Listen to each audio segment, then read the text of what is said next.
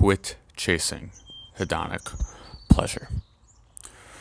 So self-improvement talks a lot about how you need to become as physically attractive as you possibly can, like get in the gym for the sole sake of becoming attractive to women, or looks maxing in order to reshape your jawline for the sake of attracting women, or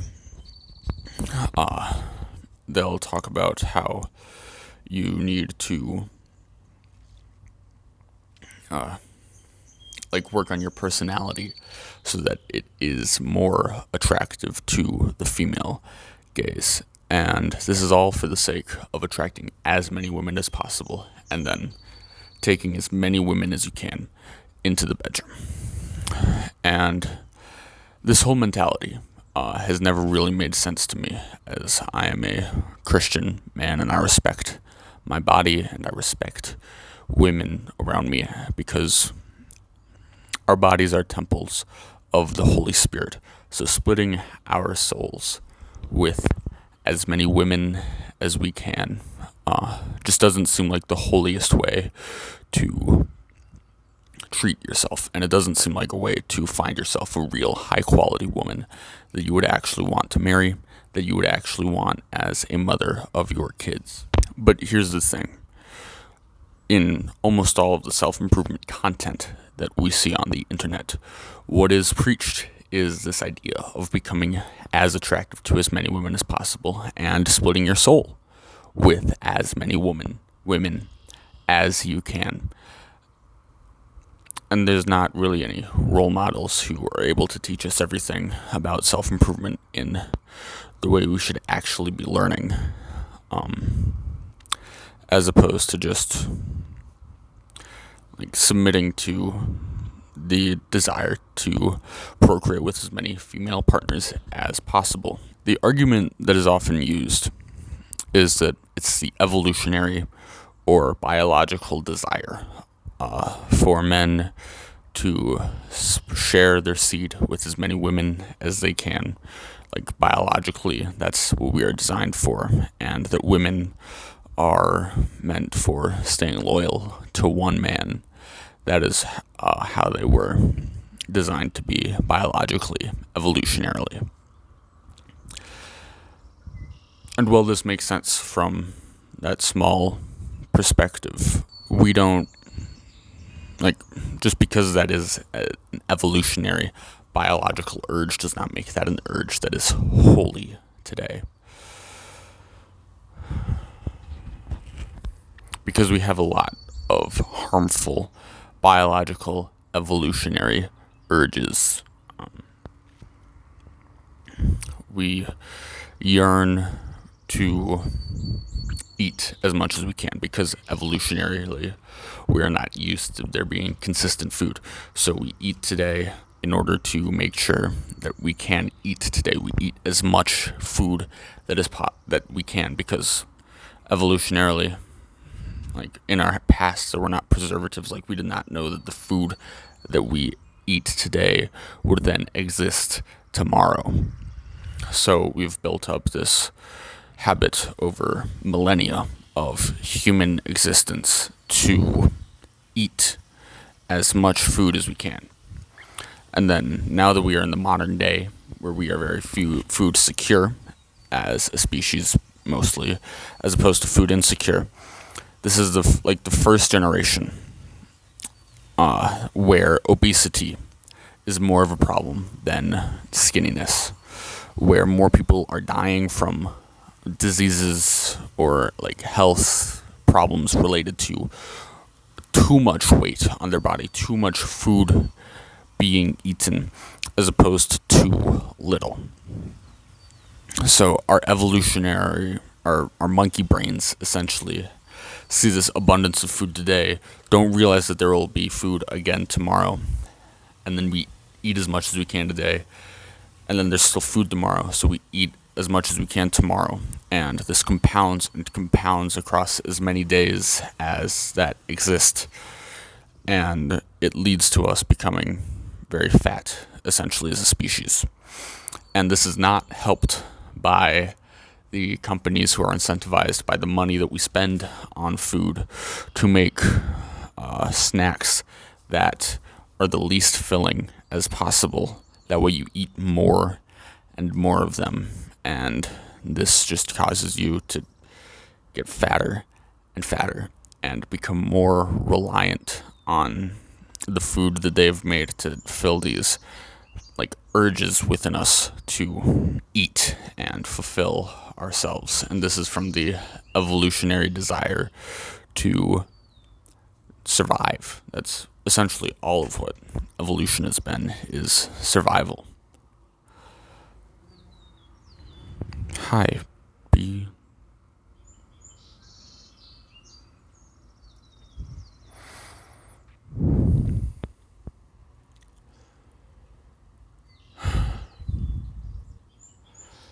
If we are to take another example, like we are evolutionarily, like we want to be working on something, be working towards something, and we also want to be able to put the minimal amount of effort that we can into actually working on that thing. So that's why things like video games, where we can sit down, move fingers on a controller, are so addictive nowadays, is that we can then just simulate real effort by just toggling along, as opposed to making a difference in the real world. But evolutionarily, we are designed to crave that feeling of adventure, and these video game companies take advantage of that. So, reeling this back in, for the sake of a survival of a species, there is the evolutionary urge to spread your seed again across as many women as possible, because there is no guarantee that that woman might live. There is no guarantee that any children she bears might live. The child mortality rate has been very high throughout most of human existence. Sorry, excuse me. So even if you have like 13 kids with the same woman, it was probably maybe like 4 or 5 of them that would reach adulthood and then be able to reproduce on their own. So your probability was very low throughout most of human life for a single man and a single woman, isn't one, not single, but to be able to combine together and produce enough viable offspring to continue the species along. So that's when more women would be involved in the mix, where one man is able to, because during these times there was like around even numbers of men and women who would make it into adulthood and be able to reproduce. So it would tend to be like the fittest, like quarter of the men would fertilize all of the women, and that would help humanity's chances of survival as a species throughout most of human history. And of course, because that is how we evolved, or that's how we acted, that is then how we adapted, and that is how we evolved into the modern day, where there is still that urge, that lust inside of us to procreate with as many women as possible, to spread our seed across as many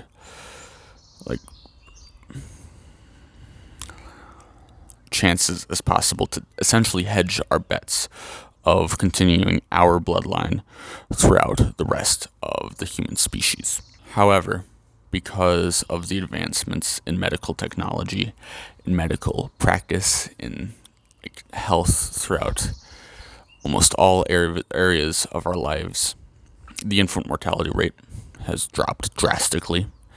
The rate that a woman dies in childbirth has dropped drastically. So at this point in human history, there is not as much of a necessity for one man to sleep around with as many women as he can. That is no longer a thing that evolutionarily is necessary. But that does not mean that our bodies know that. That doesn't mean that, like, just because that is the truth overall does not mean that our bodies lose these urges in the same way that our bodies don't have like normal senses of hunger after they've been eating the like fake food made by professional companies for ages. Just because something has changed does not mean that our bodies know that that has changed, and that leads to a lot of evolutionary desire that isn't beneficial spiritually. What this evolutionary desire is, like untamed, unkept, it's essentially where sin comes from, is this overemphasis on the wrong things that used to be necessary in the evolution of humanity that are not necessary now. So then becoming reliant on these, feeling that just losing ourselves to these hedonic urges, losing ourselves to these evolutionary desires will then lead to fulfillment in that one area. Because what these self-improvement gurus, what they talk about is you need to be sexually fulfilled in life. As we know, as Christians, sex has one purpose, and it is the reproduction, to move along our species. Sex was not created, and sex also has the purpose of showcasing love between two individuals, showcasing that they can be fully vulnerable, not hiding themselves with clothes, with each other, become one. And sex is the physical showing of love.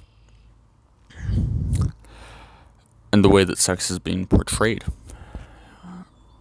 in media has been the lustful view of sex, the view of sex that is, what pleasure can this sex bring me?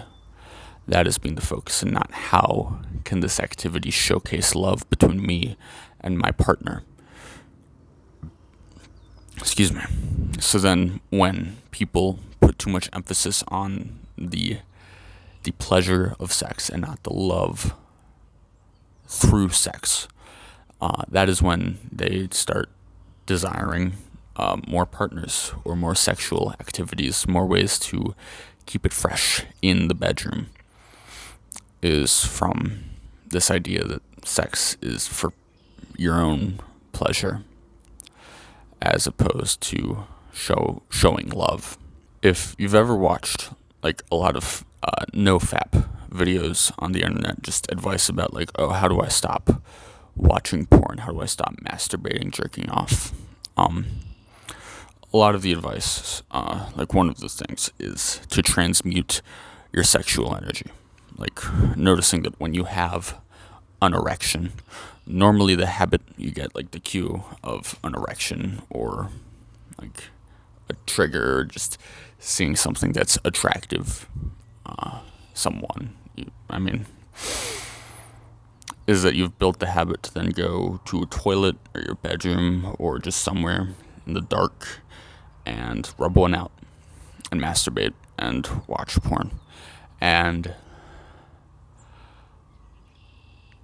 that's not the holy way to react to that cue, but that is the habit that we have built. That is the habit that these porn companies have built for us, is to fall complete victim towards like what brings these companies the most money. But that does not mean that the sexual energy of an erection or finding something attractive, that does not make that energy unholy. It's just how you act on that energy. That's what you do with that energy. So you need to use that energy in a different way. Realize, oh, I've got a stick in my pants.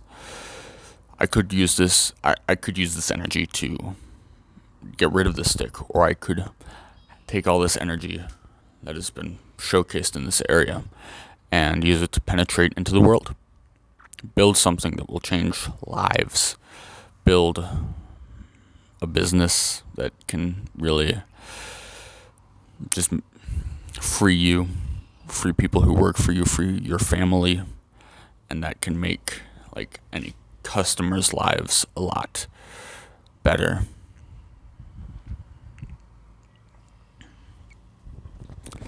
But that's not a thing that we do when we've built the consistent habit of, oh, erection, toilet, or bedroom, or wherever you go. Just recognizing that there is energy in that, and then having a higher purpose than rubbing your penis. Being able to take the energy that is sexual and transmute it into a more productive area of your life is like a skill, and it's being able to move beyond. It's being more advanced than the biological desire to feel accomplished by spreading your seed. So then, bringing this all together, let's say you're in a marriage or you're in a relationship and you don't feel sexually satisfied. This most likely what you're feeling is that you're not receiving enough pleasure from sex, which means that you've placed sex on the wrong pedestal, because sex is meant as the physical showcase of love.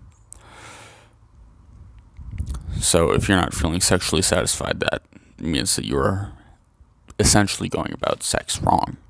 But let's just say that you have too much sexual energy and you need to get somewhere to blow off steam. There's a word that people say. And you have an affair. You go on a business trip and you cheat on your partner. That isn't holy. That's adultery.